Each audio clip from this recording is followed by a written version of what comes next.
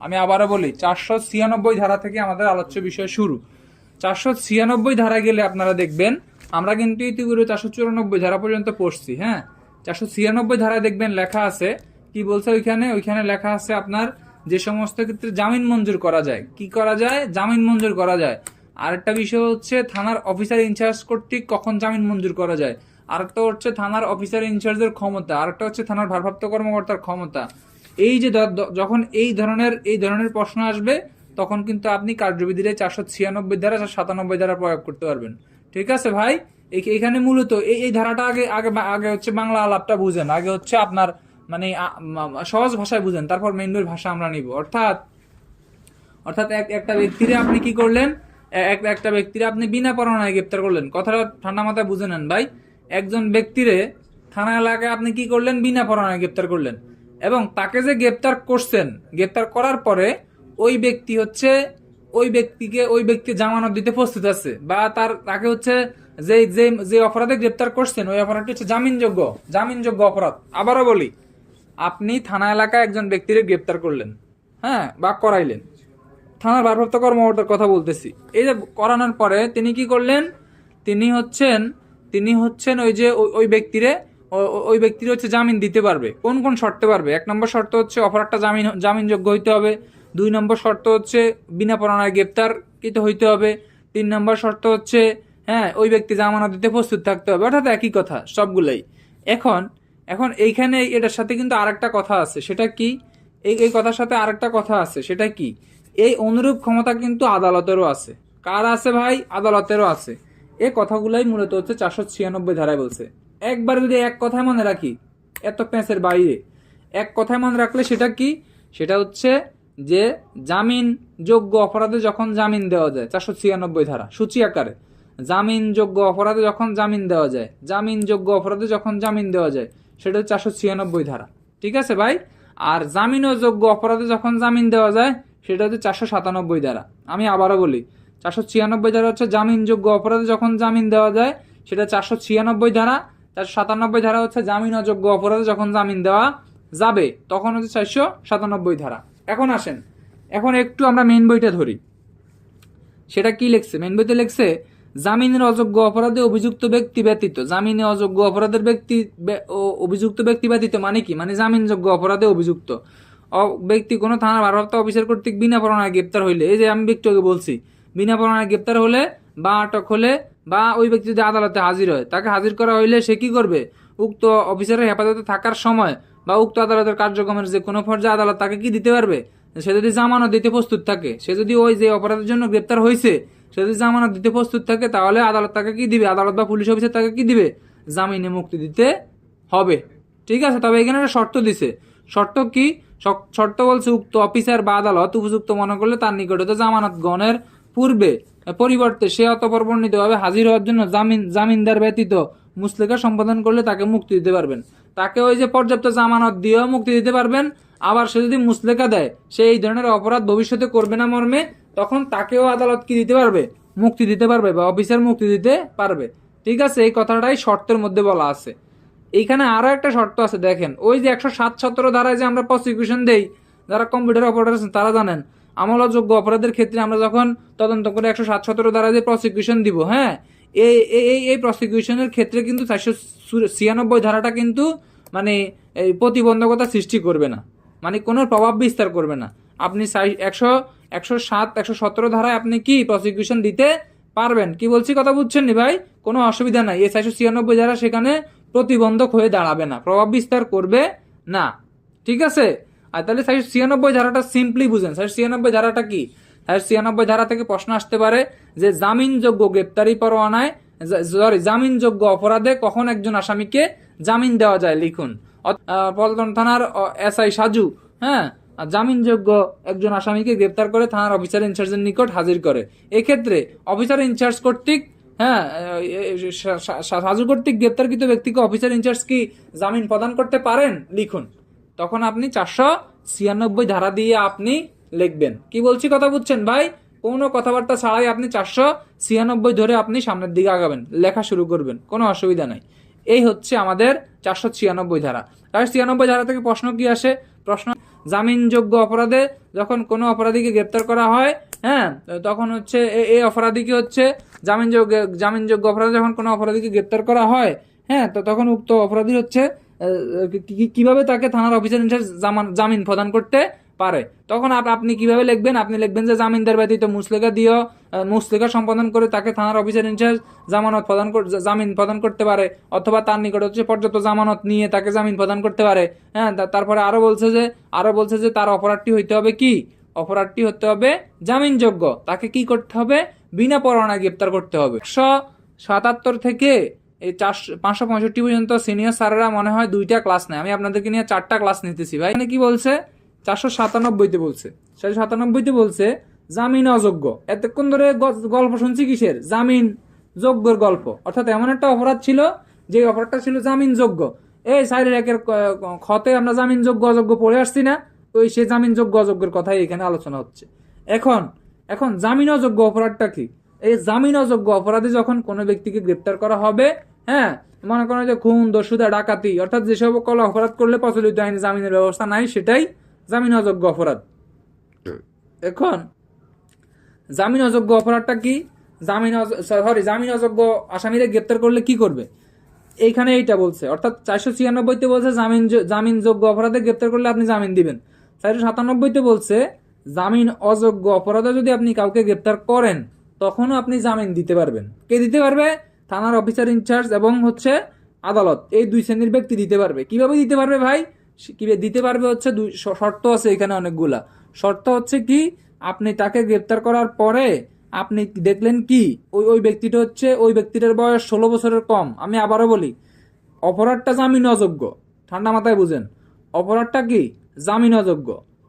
এই সকল ক্ষেত্র একজন আসামিরে আপনি জামিন দিতে পারবেন, থানার অফিসার ইনচার্জ জামিন দিতে পারবো। কিভাবে পারবে? যখন দেখবে ওই অপরাধীর বয়স 16 বছরের কম, যখন দেখবে অপরাধী একজন মহিলা, যখন দেখবে অপরাধী একজন অসুস্থ ব্যক্তি মানে পীড়িত, যখন দেখবে অপরাধীকে মানে এমন অবস্থায় পাইছে দুরারোগ্য ব্যাধিতে মানে আক্রান্ত, হ্যাঁ, মানে সে শারীরিকভাবে চলাচলে অক্ষম, এই ধরনের যদি কোনো ব্যক্তি থাকে তখন তাকে কি করা যাবে? তখন তাকে জামিন দেওয়া যাবে। যার কথা বলছে কত? যার কথা বলছে 497-1-এ। ঠিক আছে, 497-1-এ আরো বলছে কিন্তু সেই ব্যক্তি যদি মৃত্যুদণ্ড, যাবজ্জীবন কারাদণ্ড, হ্যাঁ, এই ধরনের কোনো অপরাধে দোষী বলিয়া বিশ্বাস করা যুক্তিসঙ্গত কারণ থাকে, তাহলে তাকে জামিন দেওয়া যাবে না। প্রথমে কিন্তু এই কথা বলছে, যদি জামিনযোগ্য অপরাধে একজন অপরাধীকে আপনি গ্রেপ্তার করলেন, জামিন অযোগ্য অপরাধে একজন অপরাধীকে আপনি গ্রেপ্তার করলেন, করার পরে দেখছে সে মৃত্যুদণ্ড বা যাবজ্জীবন কারাদণ্ডে দণ্ডনীয় কোনো অপরাধে দোষী বললে দোষী সাব্যস্ত করার মতো বিশ্বস্ত করার কারণ আছে। এখন আপনি কি করলেন ভাই? বলছে এই ধরনের ব্যক্তি হলে তাকে জামিন দেওয়া যাবে না। তবে জামিন দেওয়া যাবে এই ধরনের ব্যক্তি হইলেও, জামিন অযোগ্য অপরাধে গ্রেপ্তার হয়ে সে মৃত্যুদণ্ড বা হচ্ছে কি মৃত্যুদণ্ড বা যাবজ্জীবন কারাদণ্ডে দণ্ডনীয় যে কোনো ধরনের অপরাধ করলেও আপনি তারা কি করতে পারবেন? আপনি তাকে হচ্ছে জামিন দিতে পারবেন।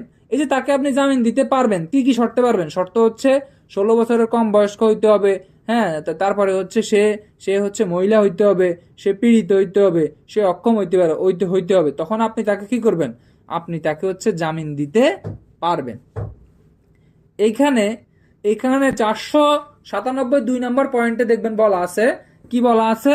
বলা আছে তদন্ত, অনুসন্ধান এবং বিচারের কোন পর্যায়ে উক্ত অফিসার এবং আদালতের কাছে যদি প্রতীয়মান হয়, হ্যাঁ, আসামি হচ্ছে জামিনের অযোগ্য অপরাধ করেছে, কথা বুঝেন, আসামি জামিনের অযোগ্য কোনো অপরাধ করেছে বলে বিশ্বাস করা যুক্তিসঙ্গত কারণ নাই, কিন্তু তার অপরাধ সম্পর্কে আরো অনুসন্ধান প্রয়োজন। অর্থাৎ সাজু বাইরে গ্রেপ্তার করা হয়েছে, গ্রেপ্তার করার পরে তদন্ত, ওই অপরাধটির এখনো তদন্ত চলতেছে। ঠিক আছে, ওই অপরাধটির এখন তদন্ত চলতেছে, সন্দেহ করা হইতেছে সাজুভাই হত্যা মামলার সাথে জড়িত, কিন্তু এই সাজুভাই হচ্ছে সে যে হত্যাটা সেই করছে এটা এখনো প্রমাণ হয় নাই।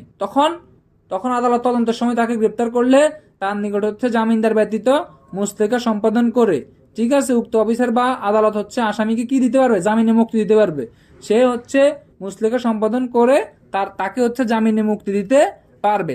তবে 497 নম্বর উপধারায় বলছে, উপধারা 1 এবং 2 অনুসারে যদি কেউ আদালত বা পুলিশ অফিসার কাউকে যদি জামিনে মুক্তি দেয় তাহলে তার কারণ সে লিপিবদ্ধ করে রাখবে। জেনারেল ডায়েরিতে পুলিশ অফিসারের জেনারেল ডায়েরিতে লিপিবদ্ধ করবে, আর ওই যে কেস ডায়েরিতে সেটার লিপিবদ্ধ করে রাখে। 97 4 নম্বর পয়েন্টে বলা আছে যে সাজু ভাইকে গ্রেপ্তার করা হয়েছে জামিন অযোগ্য অপরাধে, ঠিক আছে। কিন্তু জামিন অযোগ্য অপরাধে গ্রেপ্তার করার পরে আদালত তদন্ত করে দেখলো, আদালত মামলা তদন্ত করে সাক্ষ্য প্রমাণ নিয়ে দেখলো যে সাজু ভাই হচ্ছে অপরাধী নয়। সাজু ভাইয়ের বিরুদ্ধে যে গ্রেপ্তার কার্য করা হয়েছে যে অপরাধের জন্য, সে জামিন অযোগ্য, তাকে গ্রেপ্তার করা হইলেও হ্যাঁ, কিন্তু সাজু সাহেব অপরাধী নয়। তখন আদালত তাকে কি করবে? আদালত তাকে জামিন দিয়ে দিবে। এবং ওই যে রায় ঘোষণার পূর্বে, যেদিন রায় ঘোষণা করবে যে সে হচ্ছে আপনার না, সে হচ্ছে মানে প্রকৃত অপরাধী না, হ্যাঁ, তখন রায় ঘোষণার পূর্বে হ্যাঁ তাকে হচ্ছে আদালত জামিন দিবে। এবং রায় শ্রবণ করার জন্য যেদিন আদালত রায়টা পড়ে শোনাবে, হ্যাঁ, ওই দিন সে আদালতে হাজির হয়ে রায়টা শুনবে।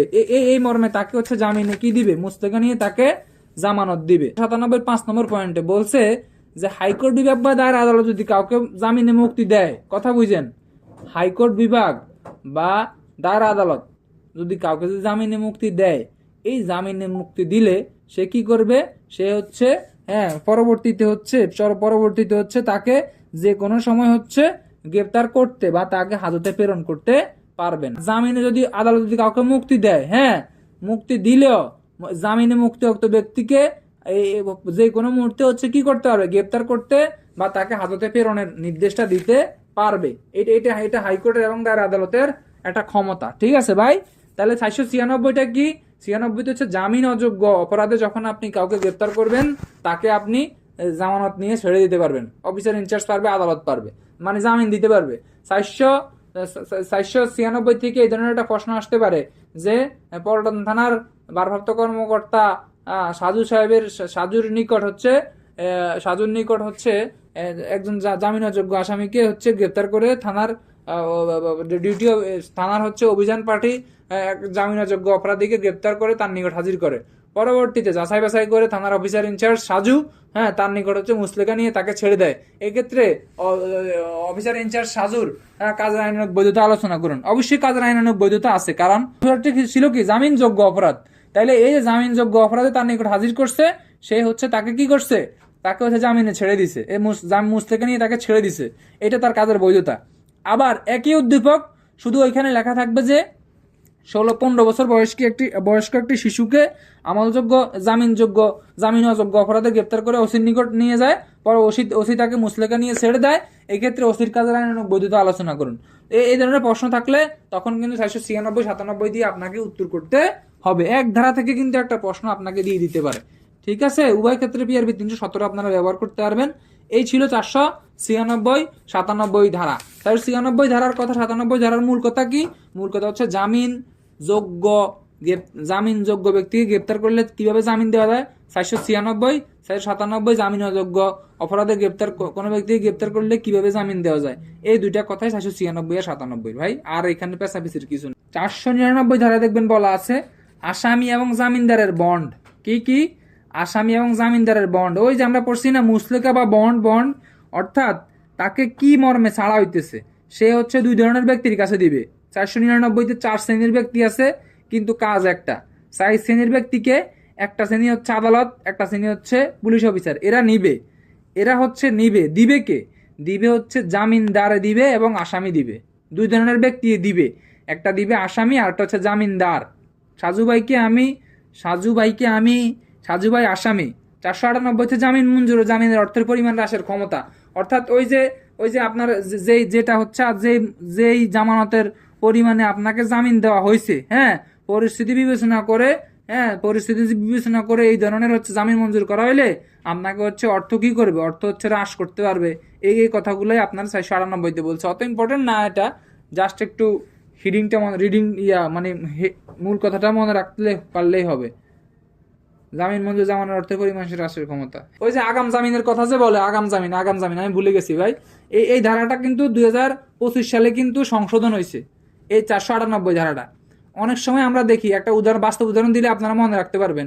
ওই যে মনে করেন আমাদের দেশের রাজনৈতিক নেতাদের বিরুদ্ধে কি হয়, মনে করেন বোমা হামলা হয় বরিশালে হরতাল হয়, বরিশালে একটা গাড়িতে আগুন দেয়, কিন্তু নেতা আছে কোথায়? ঢাকায় দেখবেন তার নাম, মানে বরিশালে তার নামে মামলা হয়ে গেছে, কিন্তু মামলা হইলেও পুলিশ তাকে গ্রেপ্তার করে না। কেন? এই 498 ধারায় তাকে হচ্ছে কি দেওয়া হয়? তাকে হচ্ছে সে হচ্ছে হাইকোর্ট থেকে এবং তার আদালত থেকে কি নেয় আগাম জামিন নেয়। অর্থাৎ গ্রেপ্তার করার পূর্বেই, মামলা হওয়ার সাথে সাথেই সে হচ্ছে এজাহারনামী আসামি থাকলেও গ্রেপ্তার করার পূর্বেই সে হচ্ছে হাইকোর্ট থেকে এবং তার আদালত থেকে কি নেয় আগাম জামিন নেয়, আগাম জামিন, অগ্রিম জামিন। তবে তবে হচ্ছে এই কথাটা কিন্তু 498 ধারায় কিন্তু আমাদের বলা আছে, ঠিক আছে? 498 আগাম জামিনের কথা বলা আছে, একটু মনে রাখেন। 499 ধারায় বলছে এই যে আসামিরে আপনি গ্রেপ্তার করছেন তাকে যে আপনি 400 হচ্ছে কততে 400 হচ্ছে 96-97 ধারায় তাকে যে ছেড়ে দিবেন, তার নিকট যে মুসলেকাটা নেবেন, মুসলেকা, এই মুসলেকাটাই হচ্ছে আপনার 499 অঙ্গীকার নামা, মুসলেকা, হ্যাঁ, এগুলো হচ্ছে 499, যা পিআরবি 477 বলা আছে। এখানে আরো বলা আছে আপনি তাকে যেই মুসলেকা দিয়ে তাকে ছাড়ছেন, যেই শর্তে তাকে মুসলেকা দিছেন, হ্যাঁ, আপনি যখন নির্দেশ দিবেন তখন সে আপনি পুলিশ অফিসারের কাছে অথবা আদালতের কাছে সে হাজির হতে থাকবে। এটা হচ্ছে 499 খালি মুসলেকা বা বর্ণনা। 499 বলছে যে আসামি বা জামিনদারের কাছ থেকে আপনি মুসলেকা নিবেন, আপনার যখন তাকে ডাকা হবে তখন হচ্ছে সে আপনার হচ্ছে ডাকা মাত্রই সে আপনার কাছে হাজির হতে থাকবে। এই কথাটা আদালতের কাছে, পুলিশ অফিসার ডাকলে পুলিশ অফিসারের কাছে হাজির হতে থাকবে। এই কথাটা হচ্ছে 499 আছে। 500 বলছে হেফাজত হইতে ডিসচার্জ। হেফাজত হইতে ডিসচার্জ মানে কি? হেফাজত হইতে ডিসচার্জ মানে কি ভাই? হেফাজত হইতে ডিসচার্জ মানে হয়েছে ওই যে আপনি হচ্ছে 499 ধারায় যে আপনি 499 ধারায় তার কাছ থেকে কি নিলেন, মুসলেকা বা বন্ড নিলেন। মুসলেকা বা বন্ড নেওয়ার সাথে সাথে আপনি তারে কি দিবেন, আপনি তারে মুক্তি দিয়ে দিবেন, আপনি তাকে আর আটক রাখবেন না, ঠিক আছে? এই কথাটাই হচ্ছে 500-তে বলছে। কি বলছি কথা বুঝছেন? তবে মুসলেকা বা বন্ড নেওয়ার পরও যদি আসামিটা কারাগারে থাকে তখন তাকে কি করবেন, কারাগারে ভারপ্রাপ্ত অফিসার তাকে মুক্তির আদেশ দান করবেন। এমসিকিউ, ঠিক আছে? এগুলো এমসিকিউ ভাই। মূলত 496-97টাই হচ্ছে আপনার রিটেনের ধারা, এবং এখান থেকে রিটেনের প্রশ্ন প্রায় কিন্তু পরীক্ষা চলে আসে, বুঝছেন? আচ্ছা, তারপরে বলছে কি 500-501 বলছে প্রথমবার যদি জামানত অপর্যাপ্ত হয়, অর্থাৎ আদালত হচ্ছে আপনি এমন একটা অপরাধ করছেন, এই অপরাধে আপনার কাছ থেকে আপনার জামিন দিছে, মনে করেন জামিন নিছে আদালত 10,000 টাকা, কিন্তু আদালত মনে করতেছে অপরাধ অনুসারে যে জামানতটা আপনার কাছ থেকে নিছে এটা অপর্যাপ্ত হয়ে গেছে। তখন আদালত কি করবে? তখন আদালত হচ্ছে পর্যাপ্ত জামানত গ্রহণের নির্দেশ দিবে। এখন আপনি সাজু, আপনি 10,000 টাকা হচ্ছে জামানত দিয়ে ছুটে আসলেন। এখন আদালত আপনাকে বলতেছে যে না, এটা পর্যাপ্ত হয় নাই, তাকে 1,00,000 টাকা জামানত দিতে হবে। এখন এরূপ জামানত দেওয়ার জন্য তাকে কি করবে? তাকে হচ্ছে আদালত হচ্ছে গ্রেপ্তারি পরোয়ানা ইস্যু করবে। গ্রেপ্তারি পরোয়ানা ইস্যু করার পরে সাধু সাহেব যখন আদালতে আসবে তখন বলবে, গ্রেপ্তার করে তাকে আদালতে হাজির করলে তাকে বলা হবে যে আপনি হচ্ছে আপনার জামানত বৃদ্ধি করার জন্য আপনাকে গ্রেপ্তার করে আদালতে হাজির করা হয়েছে, 1,00,000 টাকা জামানত দিয়ে আপনি আবার মুক্ত হইতে পারবেন, জামিনে মুক্ত হইতে পারবেন। তখন সাধু সাহেব যদি 1,00,000 টাকা দিতে না পারে বা পর্যাপ্ত জামানত দিতে না পারে, তখন সাধু সাহেবকে বিজ্ঞ আদালত কি করবে? কারাগারে ফেরনের আদেশ দেবে। এগুলো এমসিকিউ, জাস্ট আর কোনো কিছুই না। আচ্ছা, তারপরে বলছে জামিনদারের অব্যাহতি। ওই যে মনে করেন যেই ব্যক্তি জামিনদার হয়েছে, মনে করেন সাধু সাহেবকে ছুটাইতে গিয়ে এক ব্যক্তি জামিনদার হয়েছে, সে যে জামিনদার হয়েছে, এই জামিনদারের থেকে সে অব্যাহতি চাচ্ছে। অব্যাহতি চাইলে সে ম্যাজিস্ট্রেটের কাছে আবেদন করবে। আবেদন করলে 502-1 বলছে যে কোনো ম্যাজিস্ট্রেট জামিনদার বাতিল করার জন্য সে আবেদন করবে। 501-2 বলছে সে যখন আবেদন করবে তখন যেই ব্যক্তির, মনে করেন সাধু সাহেব গেছে রবিউলকে ছুটে আনতে গিয়ে সে জামিনদার হইলো। এখন এই সাধু সাহেব পরবর্তীতে 501 আইসা কি করলো? 501 আইসা 502 আইসা বলছে, 502-1 বলছে যে সাধু সাহেব রবিউলকে যে ছুটাইতে গেছে, এইখান থেকে সে অব্যাহতি চেয়ে ম্যাজিস্ট্রেটের কাছে আবেদন করবে। আবেদন করলে ম্যাজিস্ট্রেট 502-2 ওই রবিউলকে ডাকবে। রবিউলকে হচ্ছে গ্রেপ্তারি পরোয়ানা দিয়ে রবিউলকে ডাকবে। আচ্ছা, ডাকলে 502-3 বলছে, এবং রবিউলকে ডাকার পরে রবিউল যদি বিজ্ঞ আদালতে হাজির হয়ে নতুন জামিনদার নিতে পারে, যে এতদিন সাজুভাই ছিল, এখন তো সাজুভাই নাই, এখন সম্পর্ক তো অনেক সময় খারাপ হইতে পারে, তাই না? এতদিন আমার বন্ধু ছিল সাজু, এখন আমার বন্ধু নাই, এখন আমার নতুন বন্ধু হচ্ছে ইসরাফিলকে জামিনদার করা হোক, হ্যাঁ, সাজু ভাইকে বাদ দেওয়া হোক।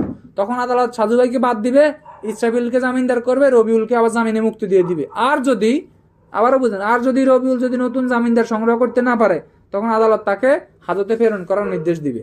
এই কথাটাই হচ্ছে বলছে 502 পর্যন্ত। আচ্ছা, এরপরে এদিকে আর তেমন কিছু দরকার নাই ভাই, সরাসরি চলে যান 509। 509 কি বলছে বুঝে নিয়েন, যারা গাইড পড়েন এই গাইডে এখানে অনেক কিছু ভুল আছে ভাই। 509 বলছে কি, 509 বলছে চিকিৎসক সাক্ষীর জবানবন্দি এবং হচ্ছে সাক্ষী তলবের ক্ষমতা। যদিও এই কথাটা বলছে, তবে মূল কথাটা কি, মূল কথাটা হচ্ছে চিকিৎসক সাক্ষীর যে জবানবন্দি সেটা সাক্ষ্যগত মূল্য। একটু বুঝে নেন ভাই, সিম্পলি বুঝেন। অর্থাৎ এইখানে যে নাজমুল সাহেব কি বাসার সাহেব, সে যে হুডিটা লাগাইছে মনে হইতেছে সে একবারে কি প্রেশার টেশার মাপার মেশিন নিয়ে আছে, সে ডাক্তার। হ্যাঁ, এখন এই যে ডাক্তারে কি দিল, ডাক্তারে হচ্ছে একটা রিপোর্ট দিল। কি করছি কথা বুঝছেন ভাই? এই যে ডাক্তার সাহেব যে আপনার জবানবন্দি দিল, মানে সাহেব বাসার সাহেব, ডাক্তার বাসার সাহেব যে একটা জবানবন্দি দিছে, এই জবানবন্দি হচ্ছে আদালতে সাক্ষ্য হিসেবে গ্রহণ করার জন্য। আবারও বুঝেন ভাই, ডাক্তার সাহেব মানে একজন ডাক্তার সাহেব যে জবানবন্দিটা দিছে, এই জবানবন্দিটা বিজ্ঞ আদালতের সাক্ষ্য হিসেবে গ্রহণ করার জন্য তাকে সরাসরি ডাকার প্রয়োজন নাই। এটা বলছে 509(1)।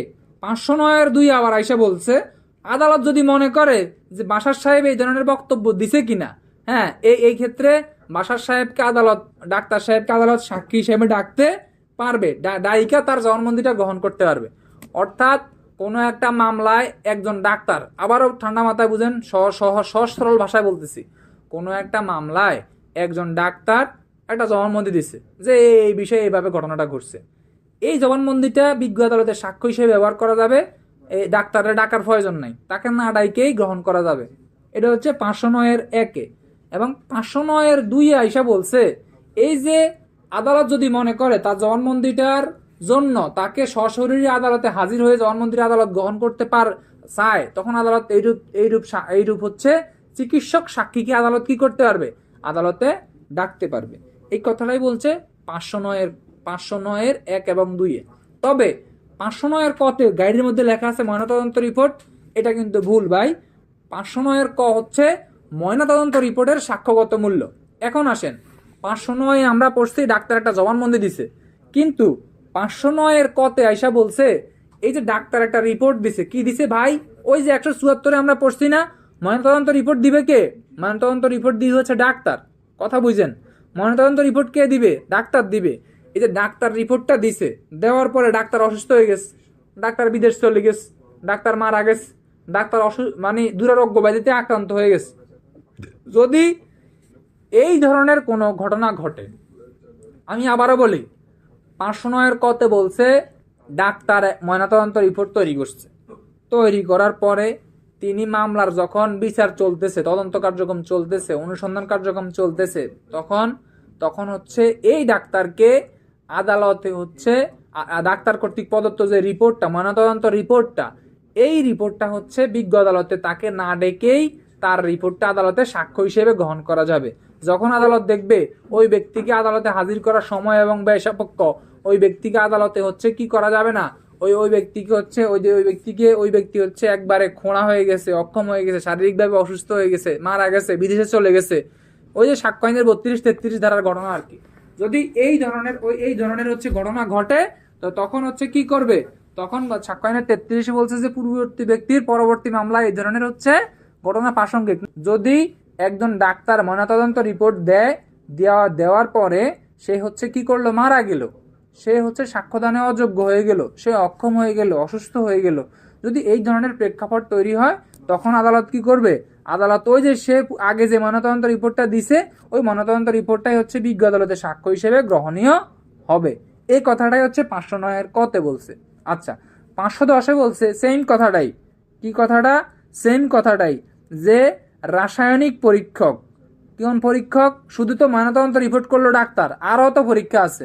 যেমন ওই যে আমরা কেউ হচ্ছে করলে বিষ খাইলে বিষেরা পরীক্ষা করে, ওই যে আপনার বিষ খাইলে বিষের মাত্রা কি পরিমাণ মাত্রা ছিল, তারপরে আপনার ওই যে আগ্নেয়াস্ত্র বিশারদ কত, মানে গুলিটা আগ্নেয়াস্ত্র বিশারদ যারা আছে যারা অস্ত্র গুলি নিয়ে পরীক্ষা করে, রক্ত পরীক্ষক যারা রক্ত নিয়ে পরীক্ষা করে, তারপর হস্তলিপি যারা হচ্ছে ফিঙ্গারপ্রিন্ট নিয়ে বিশ্লেষক, তার আঙ্গুলের ছাপ, হ্যাঁ হস্তলিপি মানে হাতের লেখা বিশেষজ্ঞ, আঙ্গুলের ছাপ নিয়ে যারা বিশেষজ্ঞ, এই যে যারা বিশেষজ্ঞ আছে, এই বিশেষজ্ঞগণ যদি কোনো রিপোর্ট দেয়, ওই বিশেষজ্ঞগণের রিপোর্টের সাক্ষ্যগত মূল্য হচ্ছে 510। তাহলে 509 কি, আবারও বলি 509 বলছে ডাক্তার যদি কোনো জবানবন্দি দেয়, ডাক্তার চিকিৎসক সাক্ষী মানে চিকিৎসক সাক্ষী যদি কোনো জবানবন্দি দেয়, ওই জবানবন্দি আদালতে সাক্ষ্য হিসেবে গ্রহণ হবে 509-1। 509-2 বলছে আদালত যদি মনে করে চিকিৎসক সাক্ষীরে সমন দিয়ে ডেকে তার কাছ থেকে সাক্ষ্য গ্রহণ করতে পারে 509-2। 510 509 পথে আইসা বলছে যে ডাক্তার যদি ময়নাতদন্ত রিপোর্ট দেয়, ময়নাতদন্ত রিপোর্টও আদালতে সাক্ষ্য হিসেবে গ্রহণীয় হবে। হ্যাঁ, তবে হচ্ছে সে যদি মৃত হয়, সে যদি অক্ষম হয়, পীড়িত হয়, তখন হচ্ছে তাকে কি করা হবে, তখন সে এগুলো হইলেও তার পূর্বের যেই রিপোর্টটা আছে সেটি সাক্ষ্য হিসেবে গণ্য হবে। সেম কথাটাই 510 রাসায়নিক পরীক্ষক রক্ত পরীক্ষকের ক্ষেত্রে। তারপরে চলে যান হচ্ছে 511টা, খুব ইম্পর্টেন্ট। কিভাবে ইম্পর্টেন্ট বলছে আসামির পূর্ববর্তী দণ্ড বা খালাস প্রমাণের পদ্ধতি। এখন আসামিকে যে দুইটা ভাবে প্রমাণ করা যাবে। যেই আদালত উক্ত দণ্ড বা খালাস দিয়েছে সেই অফিসারের স্বাক্ষর দ্বারা। এখন এখানে কথা বলছে যে মনে করেন এই ভাষার ভাইকে হচ্ছে নোয়াখালী জেলা আদালত হচ্ছে তাকে কি দিছে, তাকে হচ্ছে দণ্ড দিছে বা খালাসের আদেশ দিছে। তাহলে নোয়াখালী জেলা আদালতের যে অফিসার থাকবে, হ্যাঁ, আদালতের নথিপত্র যে অফিসার থাকবে, যে হেফাজতে থাকবে, সেই অফিসারের স্বাক্ষর দ্বারা হচ্ছে কি হবে, তার হচ্ছে খালাসটা প্রমাণ করা যাবে। তার দণ্ডের খালাসটা আপনি পূর্ববর্তী দণ্ডের খালাসটা আপনি প্রমাণ করবেন। অথবা বাসার ভাই যেই আদালত যেই কারাগারে হচ্ছে কি হয়েছে, এই জেলটা খাড়ার পরে তো তাকে একটা খালাসনামা দিছে যে আপনি এই অপরাধের দায়ে এই কারাগারে হচ্ছে এতদিন হচ্ছে আপনি কি করলেন, হাজতবাসে ছিলেন, এই মর্মে তাকে তো একটা খালাসনামা দিছে, অদ্বৈত তারিখে আপনাকে খালাস দেওয়া হইলো। এই যে আপনাকে কারাগারে ভারপ্রাপ্ত অফিসার আপনাকে স্বাক্ষরিত একটা কপি দিছে, এই কপি দ্বারা আপনি কি করতে পারবেন, পূর্ববর্তী দণ্ড আপনি খালাস প্রমাণ করতে পারবেন। ঠিক আছে, এটা ছিল 511। তাহলে 511 থেকে কি প্রশ্ন আসে, 511 থেকে প্রশ্ন আসে পূর্ববর্তী দণ্ড বা খালাস প্রমাণের পদ্ধতি লিখুন, পূর্ববর্তী দণ্ড বা খালাস প্রমাণের পদ্ধতি সমূহ উল্লেখ করুন। এই ধরনের প্রশ্ন আসলে 511 দুইটা পয়েন্ট সরাসরি লিখে দিবেন, কোনো কথাবার্তা। 353-তে আমরা পড়ছি সাধারণত আসামির উপস্থিতিতে বা আসামি পক্ষের সাক্ষীদের উপস্থিতিতে হচ্ছে মামলার সাক্ষ্য গ্রহণ করা হবে। কিন্তু 512-তে বলছে ওই যে আসামি অনুপস্থিত, কথা বুঝছেন, আসামি পলায় আছে, আসামিকে গ্রেপ্তার করে আদালতে হাজির করা সম্ভব হয় নাই, তখন কি আদালত কার্যক্রম বন্ধ রাখবে? না, আদালত কার্যক্রম বন্ধ রাখবে না। আদালত হচ্ছে আসামির অনুপস্থিতিতে, হ্যাঁ, আদালতের যে কার্যক্রম আদালত তাতে অগ্রসর হবে, আদালত হচ্ছে আদালতের কার্যক্রম চালিয়ে যাবেন। এটাই বলছে আপনার 512-তে। আর কোনো কিছু দরকার নাই, এখান থেকে সরাসরি চলে যান হচ্ছে একটা এমসিকিউ মনে রাখেন, 514 খ, যদি নাবালকের বন্ডের নির্দেশ দেয় আদালত বা কোনো অফিসার, যদি নাবালকের কাছে বন্ড সম্পাদনের নির্দেশ দেয়, তবে এমসিকিউ এই ক্ষেত্রে জামিনদার হবে এক্ষেত্রে হচ্ছে, হ্যাঁ, কয়জন জামিনদার হবে, এক বা একাধিক ব্যক্তি জামিনদার হবে এক বা একাধিক এমসিকিউ। এখানে আর কোনো কিছু নাই, বাদ দেন এগুলো সব। সরাসরি চলে যান 522-এ বলছে যে রবিউল বাসার ভাইয়ের সম্পত্তি অপরাধজনক বল প্রয়োগের মাধ্যমে, শক্তি প্রদর্শনের মাধ্যমে, অপরাধজনক ভীতি প্রদর্শনের মাধ্যমে, হ্যাঁ, সহজে কোনো অপরাধ দণ্ডিত হয়েছে। কি হয়েছে ভাই, এটা বলছে মূলত হচ্ছে ওই যে মানে বেদখল হওয়া সম্পত্তি, অর্থাৎ অপরাধজনক বল প্রয়োগের মাধ্যমে অথবা অপরাধজনক ভীতি প্রদর্শনের মাধ্যমে বা শক্তি প্রদর্শনের মাধ্যমে আপনি কারো একটা সম্পত্তি বেদখল করলেন। এই ধরনের সম্পত্তি আদালত হচ্ছে, হ্যাঁ, যেই ব্যক্তির কাছ থেকে আপনি বেদখল করছেন তার নিকট হচ্ছে ফেরত দেওয়ার জন্য আদালত হচ্ছে 1 মাসের মধ্যে, কয় মাস সময় দিবে, এমসিকিউ, এটাও কিন্তু এমসিকিউ, রিটেনের প্রশ্ন না, এমসিকিউ, 1 মাসের মধ্যে দখলমুক্ত হওয়ার নির্দেশ দিবে 522-এ। ঠিক আছে, জাস্ট 1 মাসটা মনে রাখেন যে বেদখল হওয়ার সম্পত্তি আদালত কতদিনের মধ্যে ফেরত দেওয়ার নির্দেশ দিবেন, 1 মাসের মধ্যে। আচ্ছা, তারপরে বলছে 523, 24, 25, এগুলো কিন্তু আমরা পড়ে আসছি ভাই, এগুলো আমাদের একবারে কমন পড়া। এগুলো আমরা পুলিশ আইনের 25, 26, 27 যে ঘটনাটা পড়ছি, এই ঘটনাটার পুনরাবৃত্তি হচ্ছে 525-এ, 526-এ, 527-এ। ঠিক আছে, 523-এ, 24-এ, 25-এ যা ছিল পুলিশ আইনের 25, 26, 27-এ। আচ্ছা, 523-এ কি বলছে? 523-এ বলছে ওই যে আমরা ওইখানে পড়ছি না, বেওয়ারিশ লাওয়ারিশ কোনো সম্পত্তি পাইলে পুলিশ কি করবে, হ্যাঁ, এখন এইখানে বলছে আলোচ্য 51 ধারা অনুসারে। আলোচ্য 51 ধারা কোন ধারা ভাই? 51 ধারা মানে কার্যবিধির 51 ধারা। কার্যবিধির 51 ধারা অনুসারে গৃহীত বা চোরাই বলিয়া কথিত বা সন্দেহযুক্ত কোনো অপরাধ সংগঠনের সন্দেহ সৃষ্টিকারী পরিস্থিতিতে প্রাপ্ত সম্পত্তি। অর্থাৎ অর্থাৎ ওই যে 51 ধারায় আপনি ব্যক্তির দেহ তল্লাশি করবেন, ওই ব্যক্তির দেহ তল্লাশি করে আপনি একটি চোরাই সম্পত্তি পাইছেন, একটি সন্দেহভাজন সম্পত্তি পাইছেন। যদি এই ধরনের কোনো কিছু আপনি পেয়ে থাকেন তখন আপনি কি করবেন? যদি এই ধরনের কোনো কিছু আপনি পেয়ে থাকেন, আমি আবারও বলি, 51 ধারা বলতে আলোচ্য 51 ধারা কোন 51 ধারা? আলোচ্য 51 ধারা কার্যবিধির 51 ধারার কথা বলছে। এই যে কার্যবিধির 51 ধারা কোনো ব্যক্তিকে আপনি দেহ তল্লাশি করলেন, তো তল্লাশি করলে আপনি সন্দেহজনক যে মালামালগুলো পাইছেন, চোরাই কিছু মালামাল পাইছেন, পাওয়ার পরে আপনি কি করবেন? আপনি কি করবেন? আপনার করণীয়টা কি? এই যে আপনার করণীয়টা কি, সেটাই হচ্ছে 525, 26, 27 আছে পুলিশ আইনের, 523, 24, 25 আছে পুলিশ আইনের, 25, 26, 27 আছে। কি করবেন? আমি কিন্তু বারবার ওইখানে আপনাদেরকে এই কথাগুলো মুখস্থ করাইছি। আপনি কি করবেন? আপনার প্রথম কাজ হচ্ছে আপনি কি করবেন? আপনি তা হচ্ছে আপনি হেফাজতে নিবেন, হেফাজতে নিয়ে ম্যাজিস্ট্রেটের কাছে প্রেরণ করবেন। ঠিক আছে? 523-এর 2 বলছে ম্যাজিস্ট্রেটের কাছে গেলে ম্যাজিস্ট্রেট ওই সম্পত্তির যে প্রকৃত মালিক তাকে বুঝে নেওয়ার জন্য 6 মাসের মধ্যে হাজির হওয়ার জন্য একটা বিজ্ঞপ্তি দিবে, যা হচ্ছে পুলিশ আইনের 26-এ। যা কত? পুলিশ আইনের 26-এ। ঠিক আছে? 6 মাসের মধ্যে সে হাজির হবে। হাজির হয়ে তার মালামাল বুঝে নেওয়ার জন্য বিজ্ঞপ্তি দিবে হচ্ছে 523-এর 2। তবে 524-এ এসে বলছে, 524-এ এসে বলছে সে যদি হচ্ছে কি হয়, সে যদি হচ্ছে 6 মাসের মধ্যে হাজির না হয়, সে যদি 6 মাসের মধ্যে হাজির না হয়, তাহলে হচ্ছে আদালত কি করবে? উক্ত সম্পত্তি বিক্রয়ের আদেশ দিবে। কি দিবে? বিক্রয়ের আদেশ দিবে। 524-এ বলছে। 525-এ বলছে যে এই যে আদালত যে সম্পত্তির অধিকারী হয়েছে, যে সম্পত্তির অধিকারী হয়েছে, এই সম্পত্তিটা কি? এই সম্পত্তিটা হচ্ছে ক্ষয়শীল, পচনশীল কোনো দ্রব্য, যা পুলিশ আইনের হচ্ছে 26-এর 2-এর মধ্যে লেখা আছে, এবং উক্ত সম্পত্তির মূল্য 10 টাকার কম। তখন হচ্ছে আদালত কি করবে? বিজ্ঞ আদালত হচ্ছে এই সম্পত্তিটি বিক্রয়ের আদেশ দিবে, এবং বিক্রয় লব্ধ অর্থ কি করবে? আদালত হচ্ছে হেফাজতে রাখবে। ঠিক আছে? এই কথাটাই কিন্তু আমাদের এইখানে বলা রয়েছে।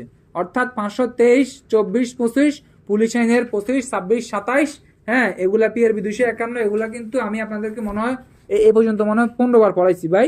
আচ্ছা, এগুলো নিয়ে প্যাঁচের কিছু নাই, এগুলা কিন্তু ইম্পর্টেন্ট ধারা। সরাসরি 540-এ 540 ধারা হচ্ছে এই যে আকাশ ভাই নোয়াখালী জেলায় ছিল, এখন আছে মনে করেন বান্দরবনে। সে যে বান্দরবনে আছে, সে নোয়াখালী জেলায় একটি মাদক মামলায় সাক্ষী ছিল, মাদক মামলার সাক্ষী ছিল। সাক্ষী থাকার কারণে এইখানে সে হচ্ছে পরবর্তীতে আদালত তাকে ডাকছে বান্দরবনে তাকে সমন দিয়ে ডাকছে। সমন দেওয়ার কারণে সে বান্দরবন থেকে এসে নোয়াখালীতে সাক্ষী দিচ্ছে। সাক্ষী না, সাক্ষ্য দিচ্ছে। সাক্ষ্য দিচ্ছে। এই সাক্ষ্যটা সে যে দিচ্ছে, এইটা দেওয়ার জন্য তাকে যে আদালত সমন দিবে, তাই হচ্ছে 540। অর্থাৎ আদালত কর্তৃক আবশ্যকীয় সাক্ষীকে সমন দ্বারা উপস্থিত করার জন্য জবানবন্দি গ্রহণের ক্ষমতা। অর্থাৎ আদালত তার অনুসন্ধান বিচার কার্যক্রম পরিচালনা করার জন্য যে কোনো ব্যক্তিকে মামলার যে কোনো পর্যায়ে আদালতে হচ্ছে সমন দিয়ে ডাকতে পারবে। সাক্ষ্য গ্রহণ করার জন্য আদালত কি করবে? সমন দিয়ে ডাকতে পারবে। এই যদি প্রশ্ন আসে পুলিশ সাক্ষী হয় কোন ধারায়, পুলিশ হচ্ছে কোন ধারার ক্ষমতা বলে বিজ্ঞ আদালতে হচ্ছে পুলিশের সাক্ষ্য নেয়, প্রশ্নটা আছে দেখবেন। সেটা কোন ধারা? 540 ধারা। আচ্ছা, যাই হোক, এখানে 544 ধারা একটা কথাই মনে রাখেন, যে আদালত যদি চায় যে বাদী এবং সাক্ষী এই 2 ধরনের ব্যক্তির খরচ সরকারি তহবিল থেকে হচ্ছে বহন করতে পারবে। এই দুই ধরনের খরচ হচ্ছে সরকারি তহবিল থেকে প্রদেয় হবে। ঠিক আছে? এই কথাটা MCQ আকারে নেন। 544 ধারা আদালতের নির্দেশে হচ্ছে বাদী এবং সাক্ষীদের হচ্ছে কি করবে? খরচ হচ্ছে সরকারি তহবিল দেওয়া হবে।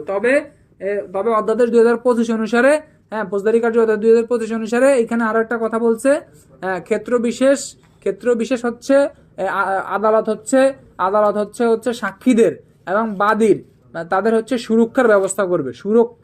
সাক্ষীদের এবং বাদীর হচ্ছে সুরক্ষার ব্যবস্থা করা, যার কথা হয় যে নারী শিশুর 35-এর আপডেট ধারার মধ্যে যেরকম বলা আছে, এই কথাটা এখানে বলা আছে। আচ্ছা, 550-এ ভারপ্রাপ্ত কর্মকর্তার অধস্তন কোনো অফিসার যদি থানা এলাকায় যদি ভারপ্রাপ্ত কর্মকর্তার অধস্তন কোনো কর্মকর্তা যদি কোনো মালামাল আটক করে, কোনো চোরাই মালামাল বা সন্দেহাতীত কোনো মালামাল আটক করলে তিনি আটকের সাথে সাথেই তিনি হচ্ছে কাকে জানাবেন? তিনি হচ্ছে ভারপ্রাপ্ত কর্মকর্তাকে জানাবেন।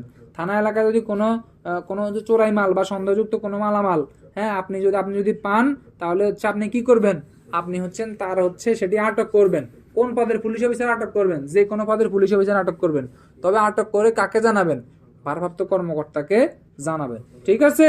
আর ভারপ্রাপ্ত কর্মকর্তা আটক করলে তিনি কি করবেন? ঊর্ধ্বতন কর্তৃপক্ষকে জানাবেন। আচ্ছা, ইম্পর্টেন্ট, যে ভাষার এএসপি বাশার সাহেব নোয়াখালী জেলার হচ্ছে সাতখিল সার্কেলের দায়িত্বে আছেন। হ্যাঁ, একদিন তিনি উদ্দীপক নেন, পরে ধারা বুঝেন। একদিন তিনি সাতখিল থানা ভিজিটে গেলেন। হ্যাঁ, ভিজিট অবস্থায় তিনি ওসির চেয়ারে বসা ছিলেন। হঠাৎ করে দর্শনের শিকার একজন নারী এসে তার টেবিলের উপর তার অফিসে হাজির হয়। হ্যাঁ, হাজির হলে তিনি একটি হচ্ছে এজাহার দায়ের করেন। এক্ষেত্রে হচ্ছে এএসপি বাসার কর্তৃক হ্যাঁ, মামলা রুজুর বিষয়বস্তুর বা মামলা রুজুর বিষয়টির আইনগত ব্যাখ্যা করুন, বা মামলা রুজুর পদ্ধতি কি সঠিক কিনা, বা তার হচ্ছে মামলা রুজুর আইনগত ভিত্তি কি। আইনগত ভিত্তি 551 দিয়ে আপনি লিখবেন যে ঊর্ধ্বতন পুলিশ অফিসার যখন থানা এলাকায় যাবে তখন তিনি ওসির ক্ষমতা প্রয়োগ করতে পারবেন।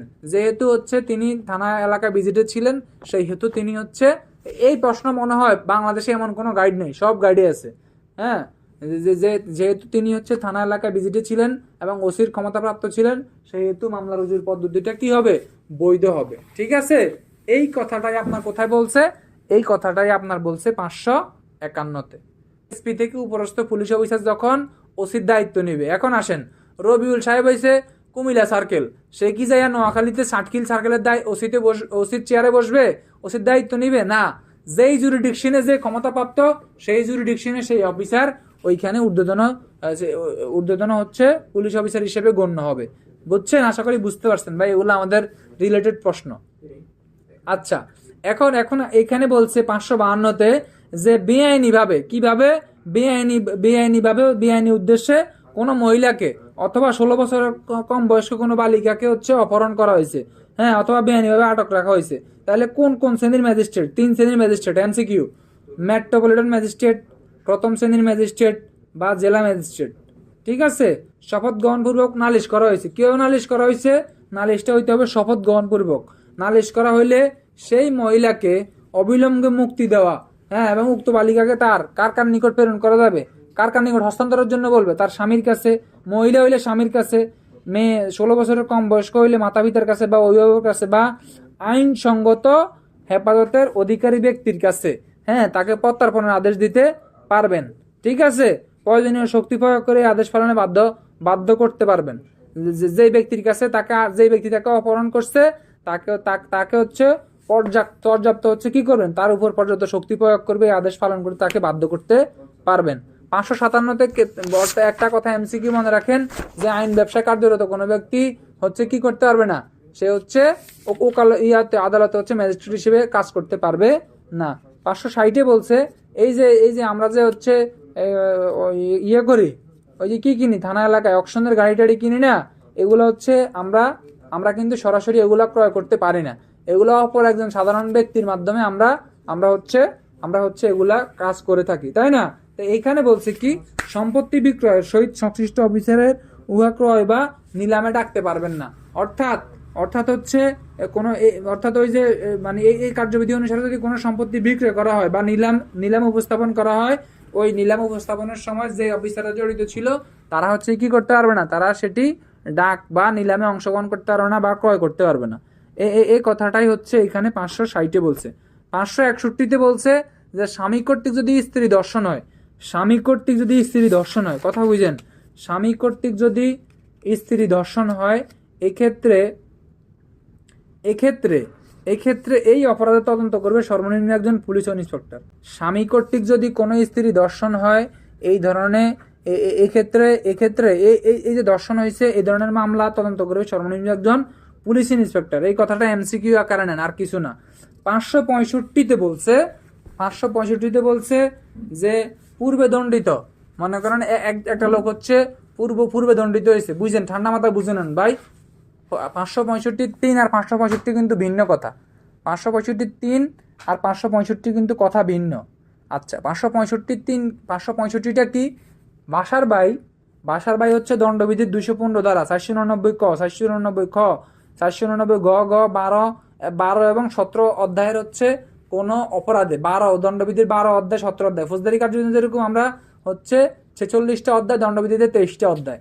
এই যে দণ্ডবিধিতে 12 এবং 17তম অধ্যায়ের ধারা অনুসারে, হ্যাঁ, যে কোনো ধারা অনুসারে কোনো একটা অপরাধ করছেন, অপরাধ করে তিনি 3 বছর বা ততোধিক সময়ের জন্য সশ্রম কারাদণ্ডে দণ্ডিত হয়েছেন। আবারও বলে এমসিকিউ, কি কারাদণ্ড? সশ্রম কারাদণ্ড। তিনি কিসের জন্য দণ্ডিত হয়েছেন?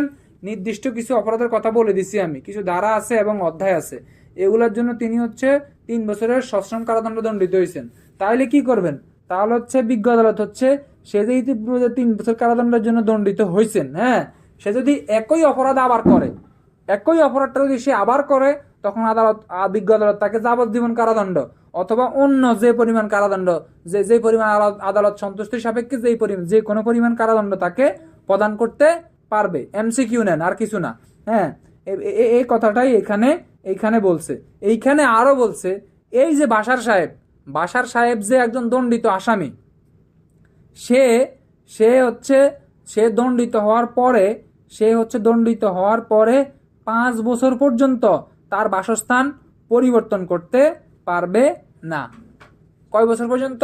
5 বছর পর্যন্ত তার বাসস্থান পরিবর্তন করতে পারবে না। ঠিক আছে, এই কথাটা এখানে বলছে। এবং এখানে পিআরবিতে দেখবেন এই কথাটা বলা আছে, কি বলা আছে, মানে এরূপ অপরাধী যদি বাসস্থান পরিবর্তন করে, তাহলে সে পরিবর্তনের 7 দিন পূর্বে জানাবে। এবং যদি সে অনুপস্থিত থাকে, ওই যে 5 বছর পরিবর্তনও করতে পারবে না। এবং এখানে আরো বলছে যে সে যদি অনুপস্থিত থাকে, তাহলে বাসস্থানে অনুপস্থিত থাকলে সে 7 দিনে পরিবর্তন করতে চাইলে 7 দিন পূর্বে জানাবে। এবং আরো বলছে যে অনুপস্থিত থাকে তাও 7 দিনের মধ্যে জানাবে। এটা আমরা পিআরবি পড়লে এই ধারাটা পাবো, বিধিটা পাবো, অসুবিধা নাই। তবে 565(3) বলছে, এই যে আপনারে হচ্ছে আপনি পূর্ববর্তী দণ্ডভোগ করছেন, দণ্ডভোগের পর আপনি মুক্ত হয়েছেন, আপনি দণ্ডভোগের পরে আপনি একটা অপরাধ করে আপনি মুক্তি পেয়েছেন, মুক্তি পাওয়ার পরে আপনার বাসস্থানটা পরিবর্তন হয়েছে, আপনি শর্ত সাপেক্ষে আপনাকে মুক্তি দেওয়া হয়েছে। কিন্তু এই যে আপনি যে বাসস্থানটা পরিবর্তন করলেন, আপনি সরকার যে আপনাকে বিধিমালা দিছে, ওই বিধিমালা আপনি অনুসরণ করেন নাই, আপনি নিয়ম নীতি লঙ্ঘন করছেন। হ্যাঁ, এইটার কারণে কিন্তু কার্যবিধির ওই 54(8) কথাবার্তা বলা আছে না, যে 54, এখন মনে হয় 54(10)-এ, হ্যাঁ, যে আপনি কি করলেন, আপনি হচ্ছেন ওই যে এই 565(3) উপধারা লঙ্ঘন করছেন। অর্থাৎ আপনি যে দণ্ডিত ব্যক্তি, আপনাকে আদালত সরকার কিছু বিধিমালা প্রণয়ন করে দিছে, এগুলা শর্ত আপনি মেনে চলবেন। এই যে আপনার মেনে চলার বিষয় 54(10), হ্যাঁ ঠিক আছে, ধন্যবাদ। এই যে আপনি যে এটা মেনে চলবেন, এটা যদি আপনি লঙ্ঘন করেন, তখন আপনার 54(10) অনুসারে আপনাকে বিনা পরোয়ানায় যে কোনো পুলিশ অফিসার গ্রেপ্তার করতে পারবে। আলহামদুলিল্লাহ, আমাদের এইখানে কার্যবিধির 565টা ধারা শেষ। 565 ধারা আমরা পড়ছি, কিন্তু পারতপক্ষে আমার এই ছোট্ট সূচিটার মধ্যে, এটার মধ্যে ধারা আছে মাত্র 275টা। ঠিক আছে, 275টা কিন্তু আপনাকে এমসিকিউর জন্য পড়তে হবে ভাই। এর চাইতে আর আপনার শর্ট নাই। এর চাইতে শর্টে গেলে আপনি শর্ট হয়ে যাবেন ভাই, পরবর্তীতে আপনার রেজাল্টটাও শর্ট হয়ে যাবে, এত শর্টে যাওয়া যাবে না। ঠিক আছে, আর ইনশাল্লাহ আপনারা এমসিকিউ দেন, রিটেনের আগে আমরা একবারে আরো শর্ট সিলেবাস দিব রিভিশন দেয়। সেটা কি 496-তে বলছে জামিনযোগ্য, কি জামিনযোগ্য হচ্ছে জামিনযোগ্য অপরাধ যখন কোনো আসামিকে গ্রেপ্তার করা হয়, তখন যেভাবে জামিন দেওয়া যাবে, জামিন দেওয়ার বিধিবিধান 496, 497-তে বলছে জামিনযোগ্য অপরাধে যখন কোনো ব্যক্তি গ্রেপ্তার করা হবে, তখন কি রূপভাবে তখন জামিন দেওয়ার পদ্ধতি 497, 498-তে বলছে আগাম জামিন, 499-তে বলছে মুসলেখা এবং বন্ড, 500-তে বলছে হেফাজত হইতে অব্যাহতি, 501-এ বলছে পর্যাপ্ত জামিন হলে পর্যাপ্ত জামিনের জন্য নির্দেশ দিবেন। তারপরে বলছে 502-এ বলছে আপনার হচ্ছে জামিনদারের অব্যাহতি। ঠিক আছে ভাই। 502-এর পরে 509-এ বলছে চিকিৎসক সাক্ষীর জবানবন্দি এবং তাকে আদালতে তলবের বিষয় হচ্ছে 509। 509-এর পরে বলছে আপনার 509-এর কতে বলছে যে ময়নাতদন্ত রিপোর্টের সাক্ষ্যগত মূল্য। 510-এ বলছে আপনার ওই যে রাসায়নিক পরীক্ষক, রক্ত পরীক্ষকের সাক্ষ্যগত মূল্য। তারপরে আপনাকে চলে যেতে হবে 511-তে বলছে পূর্ববর্তী দণ্ড বা খালাস প্রমাণের পদ্ধতি। 511, 512-তে বলছে আসামির অনুপস্থিতিতে সাক্ষ্য গ্রহণ। 514-এর খতে বলছে নাবালকের মুসলেখা বা বন্ড। 514-এর খ, হ্যাঁ। 523, 24, 25, হ্যাঁ, ওই যে বেয়ারিশ চোরাই সন্দিগ্ধ কোনো মালামাল পাইলে পুলিশ কি করবে। ঠিক আছে, এই কথাগুলো 523, 24, 25-এ আছে। তারপরে সরাসরি চলে যাবেন, আর কোনো প্যাঁচ নাই, সরাসরি 540 আদালত কর্তৃক আবশ্যকীয় সাক্ষীকে সমন দ্বারা তলব। 540 544 হচ্ছে সাক্ষীর খরচ এবং সুরক্ষা প্রদান, বাদী ও সাক্ষীর খরচ এবং সুরক্ষা প্রদান 544। 550 বলছে যে হচ্ছে চোরাই মাল বা সংযুক্ত মালামাল যে কোনো পুলিশ অফিসার আটক করবে, আটক করলে ঊর্ধ্বতন পুলিশ অফিসারকে ভারপ্রাপ্ত অফিসারকে জানাবে। 550। 551-তে এএসপি থেকে ঊর্ধ্বতন পুলিশ অফিসার ওসির দায়িত্ব নিতে পারবে। 552-তে অপহৃতা নারীকে উদ্ধারের জন্য নির্দেশ দিবে। 557 আইন ব্যবসায় নিয়োজিত পেশায় নিয়োজিত কোনো উকিল ম্যাজিস্ট্রেট হইতে পারবে না। তারপরে 560 বলছে সম্পত্তি বিক্রয়ের সহিত সংশ্লিষ্ট, সহিত মানে সাথে যুক্ত কোনো পুলিশ অফিসার হচ্ছে কি করতে পারবে না, নিলামে অংশগ্রহণ করতে পারবে না। 561 স্বামী কর্তৃক স্ত্রী ধর্ষিত হইলে এক্ষেত্রে এইরূপ অপরাধ আদালত আমলে নিলে তদন্ত করবে সর্বনিম্ন একজন পুলিশ ইন্সপেক্টর। 565-র 3 উপধারা হচ্ছে কোনো ব্যক্তি হচ্ছে দণ্ড ভোগ করার পর মুক্তি লাভ করলে, শর্ত সাপেক্ষে মুক্তি লাভ করলে সে হচ্ছে এই শর্ত হচ্ছে মেনে চলবেন, ঠিক আছে। তবে হচ্ছে 54-10 বলছে সে যদি এইরূপ শর্ত লঙ্ঘন করে তাকে হচ্ছে বিনা পরোয়ানায় গ্রেপ্তার করা যাবে। এই ছিল আমাদের ফৌজদারির কার্যবিধি 565-3 পর্যন্ত।